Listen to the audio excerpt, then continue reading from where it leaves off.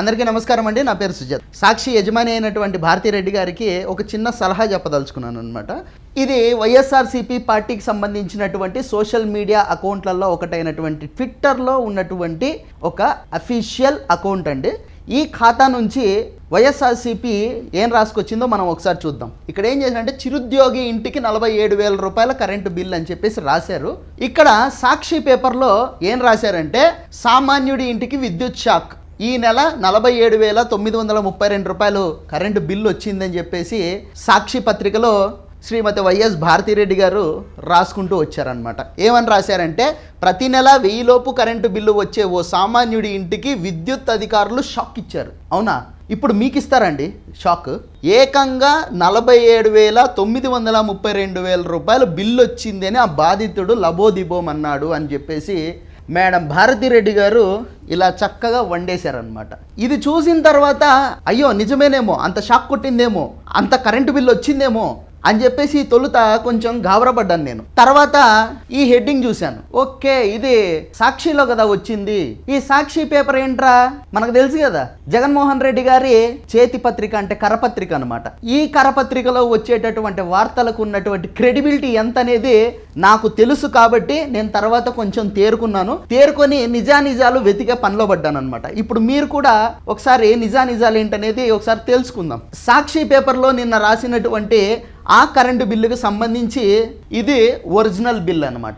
ఇదేంట్రా అంటే southern power distribution AP limited అనమాట. ఇందులో ఇందాక మనం చూసినటువంటి సాక్షి పేపర్లో ఒక బిల్ చూపించారు కదండి, 47,000 రూపాయల బిల్లు వచ్చిందని చెప్పేసి. ఆ బిల్లుకు సంబంధించినటువంటి సర్వీస్ నెంబరు ఇక్కడ పేస్ట్ చేస్తే వచ్చినటువంటి బిల్ ఎంత అంటే 1,637 రూపాయలు మాత్రమే. ఆ నెలకు ఆ సదరు వినియోగదారుడికి వచ్చినటువంటి కరెంటు ఛార్జీ ఎంత అంటే 1,637 రూపాయలు అన్నమాట.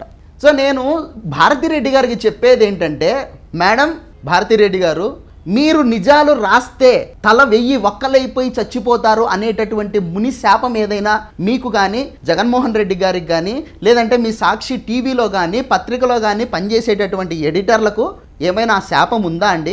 నాకు తెలియకడుగుతాను. ఎందుకు ఇలా పగబట్టారు ఆంధ్రప్రదేశ్ ప్రజల మీద?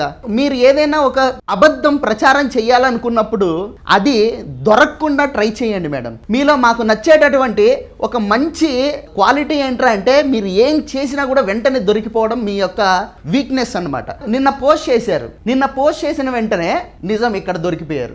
ఇలా దొరికిపోయే కదండి జగన్మోహన్ రెడ్డి గారు 16 నెలలు జైలుకి వెళ్లాల్సి వచ్చింది. ఇలా అడ్డంగా దొరికిపోయే కదండి పదుల సంఖ్యలో సిబిఐ ఈడీ కేసులు మీ కింద ఉన్నాయి.